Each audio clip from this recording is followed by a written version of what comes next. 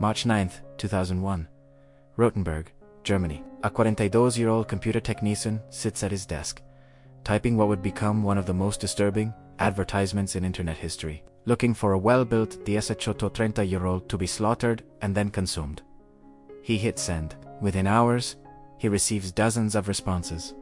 Real people, willing volunteers. This is the true story of Armin Mavis, the Rothenburg cannibal, and the case that would challenge everything we thought we knew about human nature, consent, and the dark corners of the early internet. Welcome to Dark Cases Worldwide. I'm your host, and today we're diving into one of Germany's most shocking criminal cases. A case so bizarre that it forced an entire nation to rewrite its laws. A case that revealed the terrifying reality of what people will do when they think no one is watching.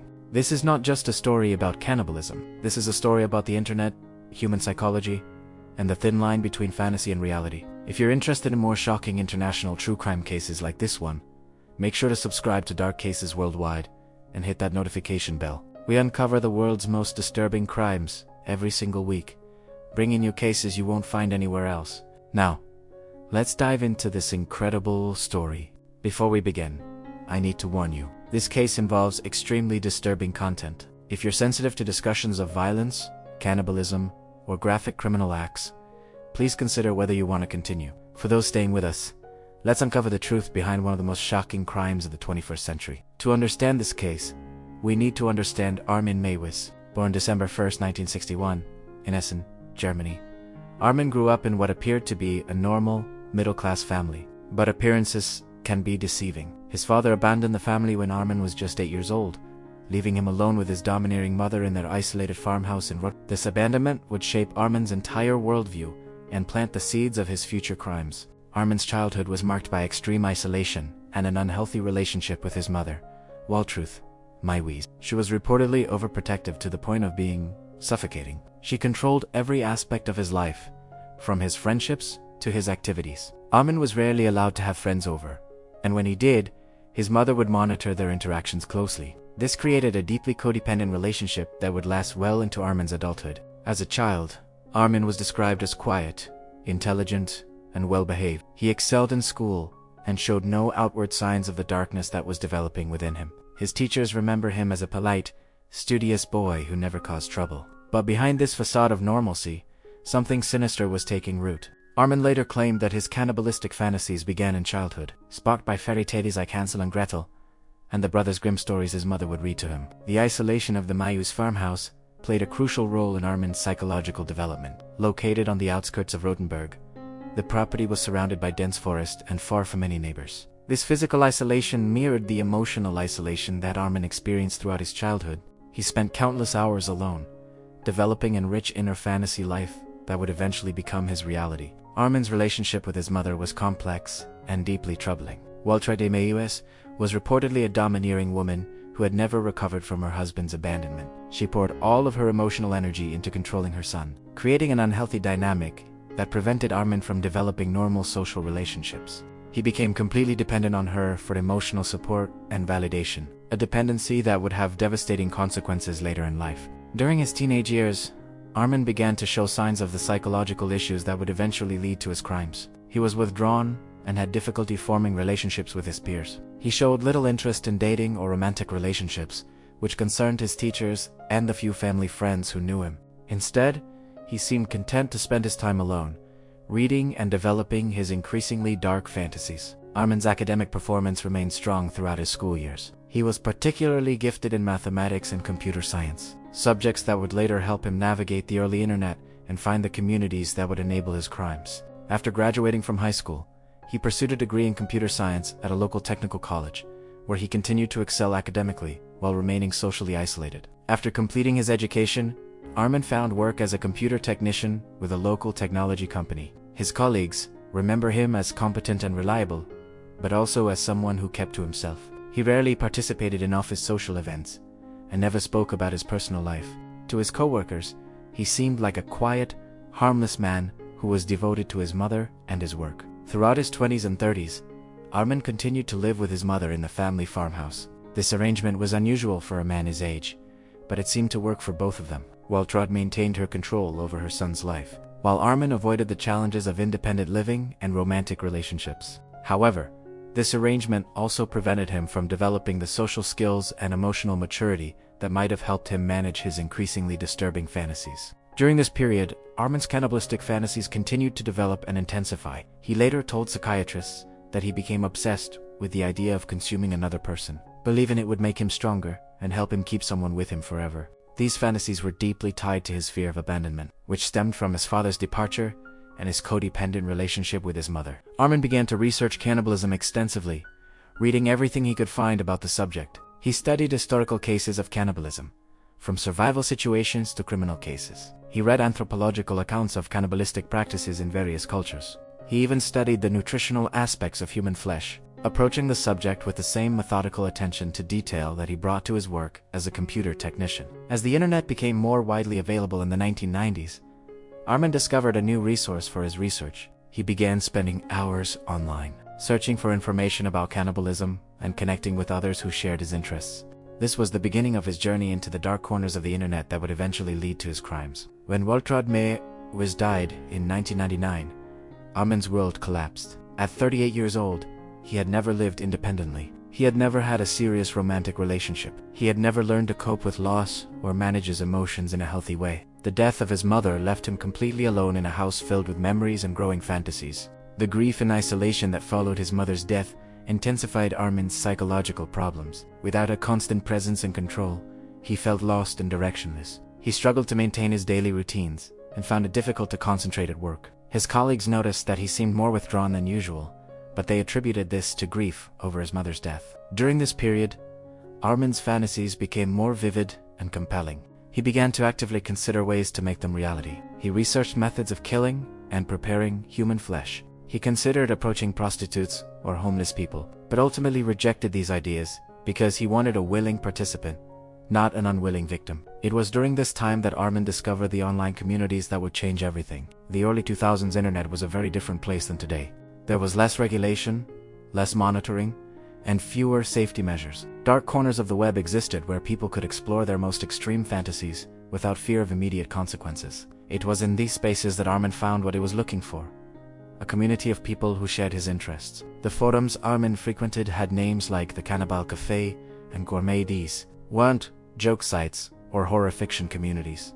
These were real people discussing real desires to either consume human flesh or be consumed. The conversations were detailed, graphic, and disturbingly serious. Members shared recipes, discussed techniques, and most shocking of all, actively sought partners for their fantasies. These online communities provided something that Armin had never experienced before: acceptance and validation for his darkest desires. For the first time in his life, he found people who understood his fantasies and didn't judge him for them. This sense of belonging was intoxicating for someone who had spent his entire life feeling isolated and different. The psychology of these online communities is complex and deeply disturbing. They operated on a principle of mutual validation, where members encouraged each other's fantasies and normalized behaviors that would be considered abhorrent in mainstream society. New members were gradually introduced to more extreme content, creating a process of desensitization that made increasingly shocking behaviors seem normal and acceptable. Armin wasn't just a passive observer in these communities. He became an active participant, using usernames like Frankie and Anthrophagus. He posted detailed descriptions of his desires, shared his fantasies, and began actively searching for someone willing to be his victim. His posts were methodical and detailed, reflecting his technical background and his careful planning approach to everything in his life. The response to Armin's posts was both shocking and revealing. He received dozens of messages from men who claimed they wanted to be killed and eaten. Some were clearly fantasizing, engaging in elaborate role-playing scenarios without any intention of following through. Others seemed more serious, discussing practical details and expressing genuine interest in meeting. This brings us to one of the most disturbing aspects of this case. Armin wasn't hunting unwilling victims. He was looking for volunteers, and he found them. The existence of people willing to volunteer for such a fate reveals something deeply troubling about human psychology and the power of the internet to connect people with the most extreme desires. The psychology behind volunteering to be killed and eaten is complex and varies from individual to individual. Experts who studied the case identified several factors that might drive someone to such an extreme decision. Some respondents appeared to be suffering from severe depression or suicidal ideation, seeing Armin's offer as an alternative to conventional suicide. Others seemed to have extreme masochistic tendencies, viewing the experience as the ultimate form of submission and pain. Some of the volunteers appeared to be motivated by a desire for immortality or significance. They believed that being consumed would make them part of someone else forever, achieving a form of immortality that conventional death couldn't provide. Others seemed to be seeking the ultimate form of control, making the decision about how and when they would die on their own terms. Many of the volunteers had histories of mental illness, substance abuse, or traumatic experiences. They were often isolated individuals who felt disconnected from mainstream society and found a sense of belonging in these extreme online communities. The validation and attention they received from potential predators like Armin may have been the first positive attention they had experienced in years. Armin corresponded with many of these individuals over a period of several months. He was methodical in his approach, carefully screening potential victims and building relationships with them over time. He would engage in detailed discussions about their motivations, their fears, and their expectations. He would also share his own fantasies and plans, gradually building trust and commitment. Most of these correspondences eventually fizzled out as the reality of the situation became clear. Many of the volunteers were fantasizing, not genuinely prepared to die. Others became frightened as the conversations became more concrete and specific. Some simply lost interest and moved on to other fantasies or relationships. But then, in February 2001, Armin received a message that would change everything.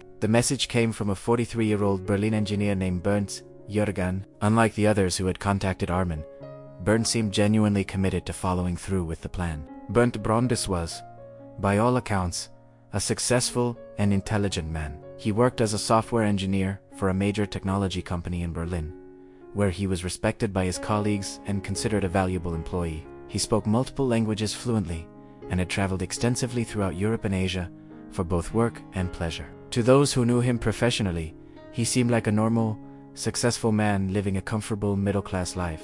But like Armin, Bernd harbored dark secrets. He had been struggling with his sexuality and identity for years, feeling unable to express his true desires in his professional and social life. He had developed extreme masochistic fantasies that he felt unable to share with anyone in his real life. The internet provided him with an outlet to explore these fantasies and connect with others who shared similar interests. Bernd's journey to that fateful meeting with Armin began years earlier. As he struggled with depression and feelings of isolation, despite his outward success, he had tried conventional therapy but found it difficult to discuss his true feelings and desires. He felt trapped in a life that looked perfect from the outside, but felt empty and meaningless to him.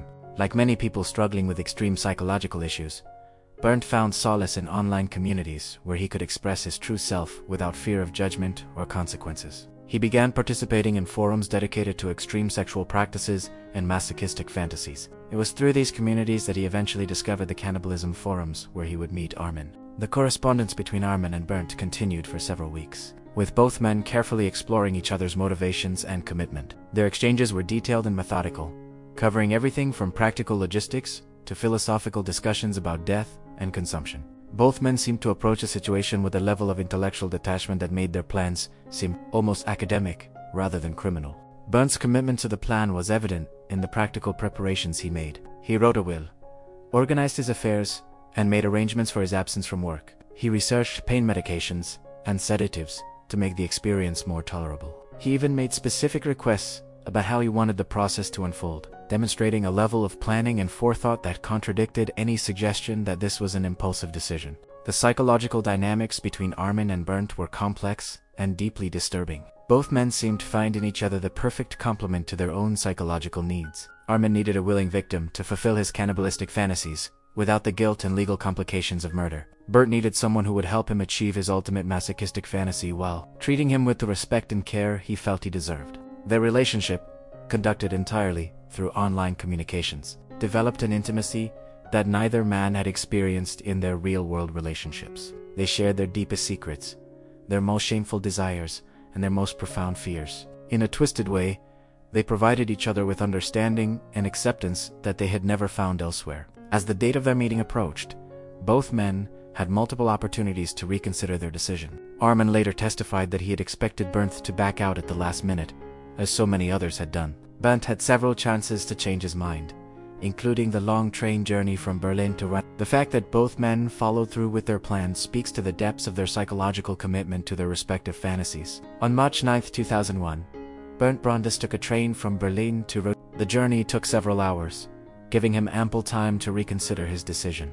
He brought with him sleeping pills and pain medication, apparently to make the experience easier. He also brought personal items and suggesting that he viewed this as a significant and meaningful event, rather than simply a suicide. When Bernd arrived at the small Rothenburg train station, Armin was waiting for him. This was the first time the two men had met in person, after weeks of intimate online correspondence. Both later described feeling nervous, but also excited about finally meeting face to face. They drove to Armin's isolated farmhouse, where they would spend Bernd's final hours. The farmhouse, where the crime took place, was a large, isolated property that had been in the Mayus family for generations. Surrounded by dense forest and far from any neighbors, it was the perfect location for Armin's plans. The house itself was old and somewhat run down, filled with antique furniture and family heirlooms that created an atmosphere of faded grandeur and isolation.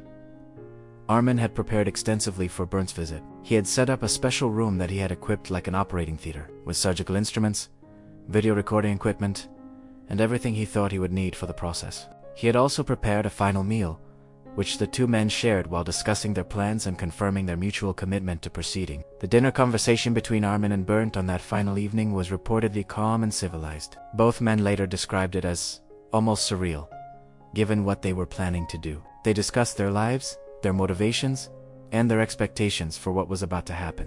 Bernd confirmed his consent multiple times throughout the evening, addressing any lingering doubts that Armin might have had. After dinner, the two men moved to the prepared room where the crime would take place. Bernd took the sleeping pills and pain medication he had brought, apparently to make the experience more tolerable. According to Armin's later testimony, Bernd remained calm and committed to their plan, even as the reality of the situation became undeniable. What happened next is almost too disturbing to describe in detail, but it's essential to understand the full scope of this case. The crime itself was recorded on video by Armin, footage that would later become crucial evidence in his trial. The recording shows that everything was done with Bernd's apparent consent, and according to his expressed wishes, the actual process took several hours, during which Bernd remained conscious for much of the time.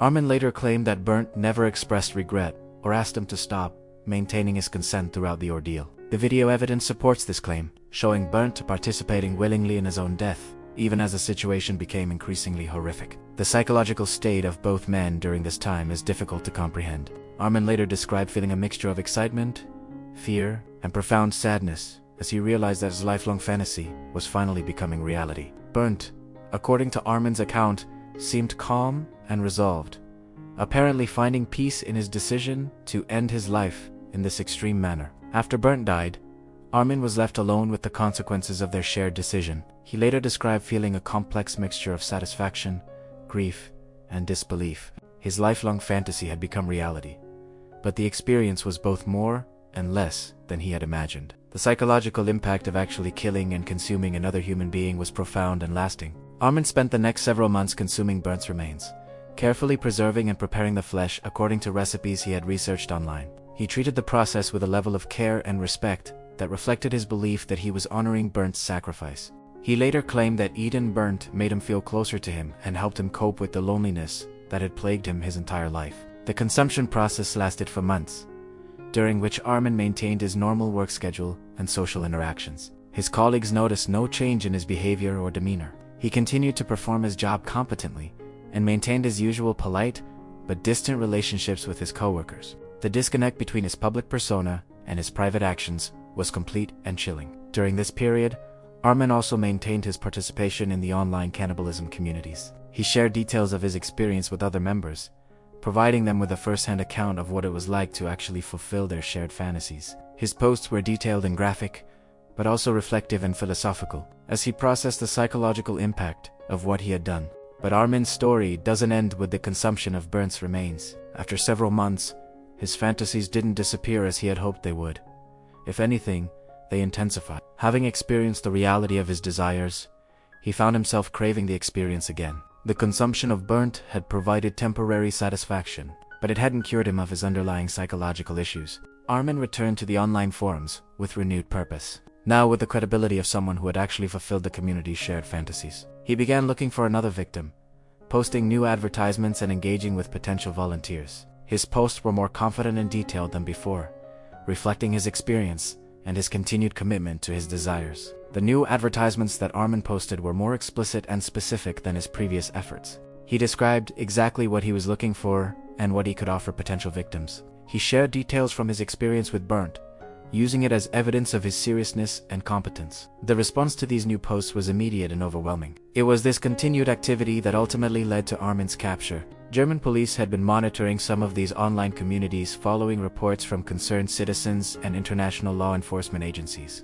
The internet was becoming a more regulated space, and authorities were beginning to understand the potential for online communities to facilitate real-world crimes. When Armin posted his new advertisements looking for victims, he caught the attention of undercover police officers who were monitoring the forums. His detailed descriptions of his previous experience and his obvious intent to kill again made him a priority target for investigation. Police began building a case against him, carefully documenting his online activities and preparing for his arrest. The investigation into Armin's activities was complex and challenging. Police had to navigate the legal and technical challenges of monitoring online communities, while building a case that would stand up in court. They also had to deal with the unprecedented nature of the crimes, which didn't fit neatly into existing legal categories. In December 2002, nearly 2 years after Bernd's death, police finally had enough evidence to act. They obtained a search warrant for Armin's farmhouse and prepared for what they expected to be a disturbing and challenging investigation. The raid was planned carefully, with specialized units prepared to deal with whatever they might find. The police raid on Armin's farmhouse was one of the most shocking crime scene investigations in German history. Officers found evidence of the crime throughout the house, including the video recording that Armin had made of Bernd's death. They found human remains in his freezer, carefully preserved and labeled. They found detailed records of his online communications and evidence of his plans to kill again. The discovery of the video evidence was particularly shocking for the investigating officers. The footage clearly showed that Bernd had consented to his death and had participated willingly in the process. This evidence would later become central to the legal debates about whether Armin could be convicted of murder or whether this was something else entirely. Armin was arrested without incident at his workplace, where he had continued to function normally despite his crimes. His colleagues were shocked by the arrest, unable to reconcile the quiet, competent man they knew with the horrific crimes he had committed. The arrest made international headlines, with media outlets around the world struggling to understand how such a crime could occur. The evidence collected from Armin's farmhouse painted a picture of a methodical, organized killer who had planned his crimes carefully and was preparing to kill again. Police found detailed plans for future victims, including specific requirements and procedures. They found evidence that Armin had been in contact with multiple potential victims and was actively working to arrange additional meetings. The psychological evaluation of Armin Mayweis began immediately after his arrest. Psychiatrists and psychologists were brought in to assess his mental state and determine whether he was competent to stand trial. The evaluation process was complex and lengthy, as experts struggled to understand the psychological factors that had led to such extreme behavior. The psychiatric evaluation revealed a complex picture of a deeply disturbed individual who had managed to function normally in society while harboring extremely dangerous fantasies. Armin was found to be intelligent and articulate, capable of understanding the nature and consequences of his actions. However, he also showed signs of severe personality disorders and an inability to form normal emotional connections with other people. The case raised fundamental questions about the nature of mental illness and criminal responsibility. Armin clearly understood that his actions were illegal and harmful, but he also seemed genuinely unable to control his desires or appreciate the full moral implications of what he had done. This created challenges for both the prosecution and the defense as they prepared for trial. The trial of Armin Mayweis began in December 2003 and immediately became an international sensation. Media from around the world descended on the small German courthouse to cover what many called the trial of the century. The case raised fundamental questions about the nature of consent, the limits of personal autonomy, and the role of the state in protecting people from themselves. The prosecution's case was straightforward. Armin Mayweis had killed Bernd Brandes and should be convicted of murder. They argued that consent was irrelevant, that no one can legally consent to being killed and eaten, and that Armin was a dangerous predator who would kill again if given the chance. They pointed to evidence of his continued search for victims as proof of his ongoing dangerousness. The defense team faced the challenging task of arguing that their client couldn't be convicted of murder because his victim had consented to his death. They claimed it was assisted suicide at most, pointing to the extensive evidence of Bernd's willing participation in his own death. They argued that Armin had simply helped Bernd achieve his own desires and shouldn't be held criminally responsible for murder. The trial revealed disturbing details about both men's psychology and the online communities that had brought them together. Expert witnesses testified about the nature of cannibalistic fantasies, the psychology of extreme masochism, and the role of the internet in facilitating dangerous behavior. The testimony painted a picture of two deeply troubled men who had found in each other the perfect complement to their respective psychological disorders.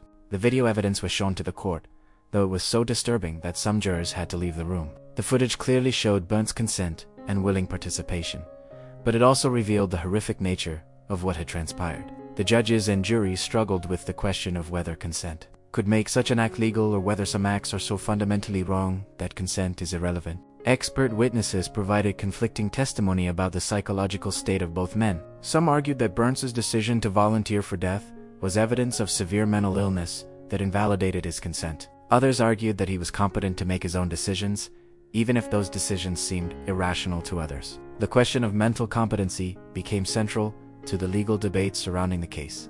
The trial also explored the role of the online communities in facilitating the crime. Experts testified about how these forums normalized extreme behavior and provided validation for dangerous fantasies. The prosecution argued that these communities created an environment where vulnerable people could be exploited and manipulated into making decisions they wouldn't make in normal circumstances. The international media coverage of the trial was extensive and often news outlets struggled to report on the case in a way that was both accurate and appropriate, given the disturbing nature of the crimes. The coverage sparked global debates about internet regulation, mental health resources, and the limits of personal freedom. In January 2004, after weeks of testimony and deliberation, the court reached its verdict. Armin Meiwes was convicted of manslaughter, not murder. The court accepted that Burns had consented to his death, which reduced the charge from murder to manslaughter. Armin was sentenced to 8.5 years in prison, a sentence that many observers felt was too lenient given the nature of his crimes. The verdict was controversial and sparked immediate appeals from both sides. The prosecution argued that the sentence was too lenient and that Armin posed a continued danger to society. They pointed to evidence that he had been planning to kill again as proof that he was a serial killer in the making. The defense, meanwhile, argued that even the manslaughter conviction was unjustified given the clear evidence of consent. The appeals process revealed additional evidence about Armin's psychological state and his continued danger. Prison officials reported that he had been corresponding with other potential victims while awaiting trial and had been making detailed plans for future crimes. This evidence suggested that his conviction and imprisonment had not diminished his desire to kill, and that he would likely offend again if released. The prosecution's appeal focused on this evidence of continued dangerousness and argued for a murder, conviction, and life sentence. They presented expert testimony suggesting that Armin was a serial killer who had simply been caught after his first victim. They argued that his methodical planning and continued search for victims demonstrated a pattern of predatory behavior that would continue if he were released. In 2006, a new trial was ordered based on the appeals court's finding that the original verdict was insufficient. The second trial painted a different picture of Armin Meiwes, focusing on evidence that he had been planning to kill again and was actively seeking new victims. This evidence convinced the court that Armin was indeed a dangerous predator who would kill again if released. The second trial included additional expert testimony about the psychology of serial killers and the likelihood of Experts testified that Armin's behavior fit the pattern of a serial killer who had been interrupted after his first victim, rather than someone who had committed a single crime of passion. The methodical nature of his planning and his continued search for victims were cited as evidence of his ongoing dangerousness. The prosecution also presented evidence about the impact of the crime on the broader community and the need to protect potential future victims. They argued that regardless of Burns' consent, society had an interest in preventing such crimes and protecting vulnerable people from predators, like Armin.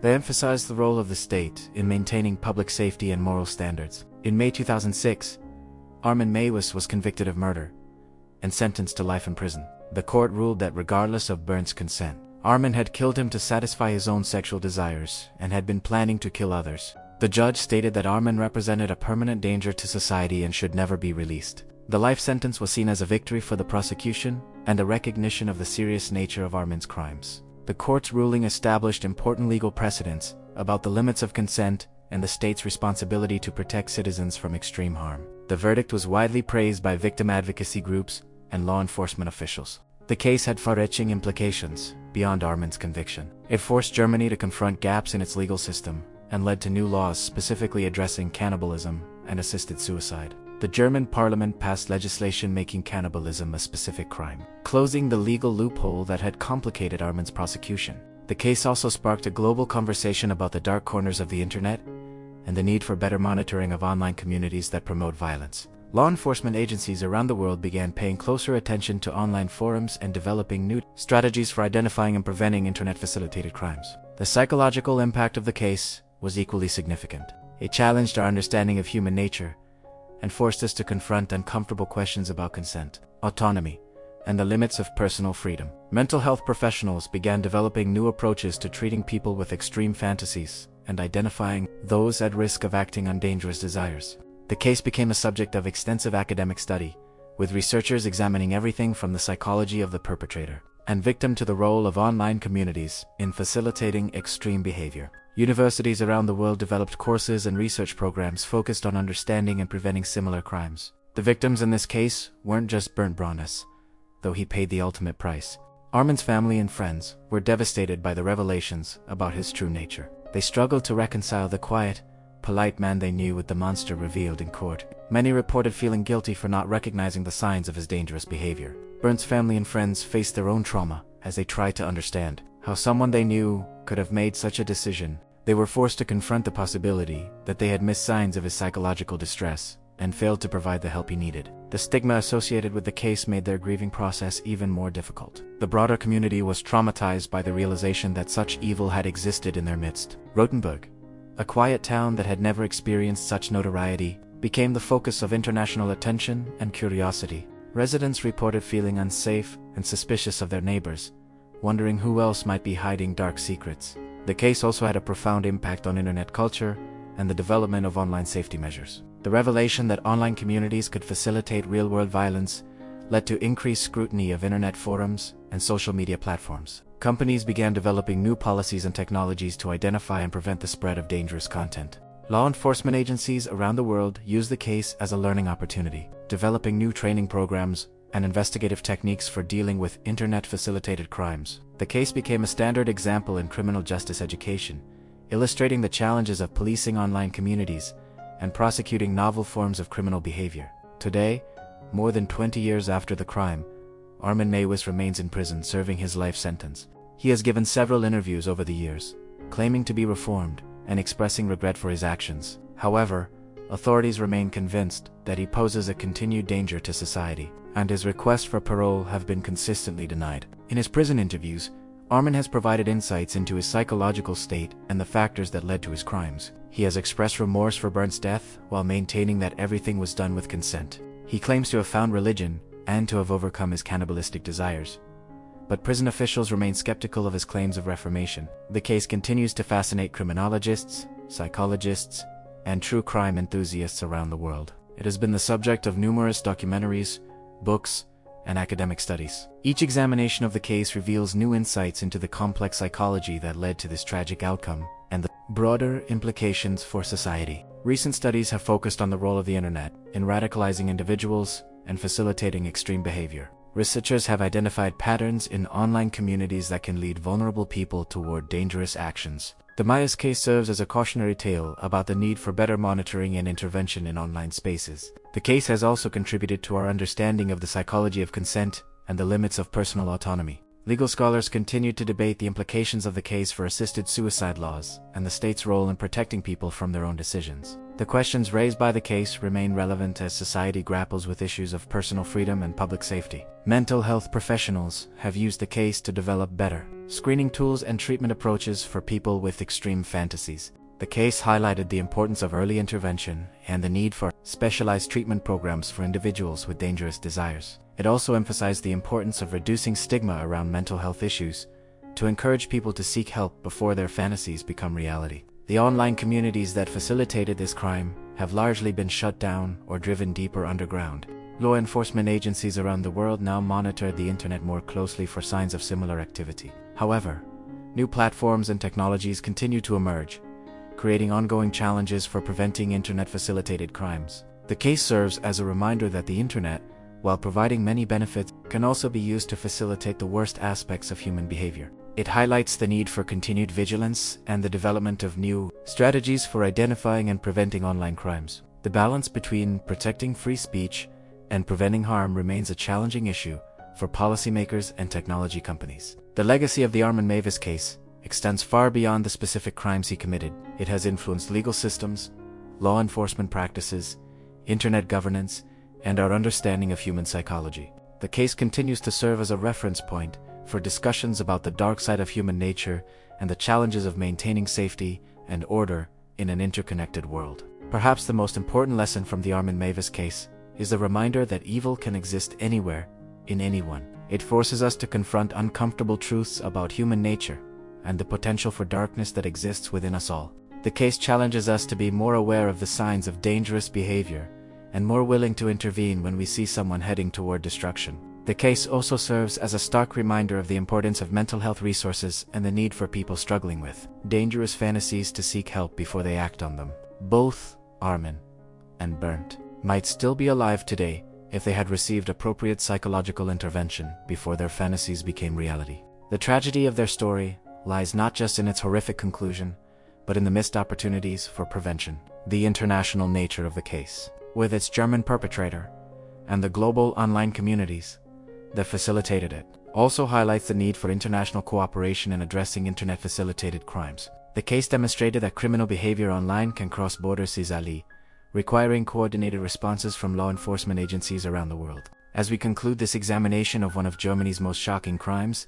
it's important to remember that this isn't just a story about cannibalism or internet predators. It's a story about human psychology, the power of fantasy, and the tragic consequences when dangerous desires are allowed to flourish unchecked. It's a story about the importance of community, mental health resources, and the responsibility we all share for protecting vulnerable members of society. The case of Armin Mavis and Bernd Brondis will continue to haunt us because it forces us to confront questions we'd rather not ask and truths we'd rather not acknowledge. But by examining these dark chapters of human behavior, we can better understand the factors that lead to such tragedies and hopefully prevent them from happening again. The story reminds us that behind every shocking headline are real people with complex psychological histories and unmet needs. It challenges us to look beyond the sensational aspects of the case and consider the broader social and psychological factors that contributed to this tragedy. Only by understanding these factors can we hope to prevent similar tragedies in the future. If you've found this case as fascinating and disturbing as I did, make sure you're subscribed to Dark Cases Worldwide for more international true crime stories that will challenge everything you think you know about human nature. Hit that notification bell so you never miss our weekly deep dives into the world's most shocking cases. And let me know in the comments what international case you'd like us to cover next. Thank you for joining me on this dark journey into one of the most disturbing crimes of the modern era. Until next time, stay safe, and remember that the truth is often stranger and more terrifying than fiction.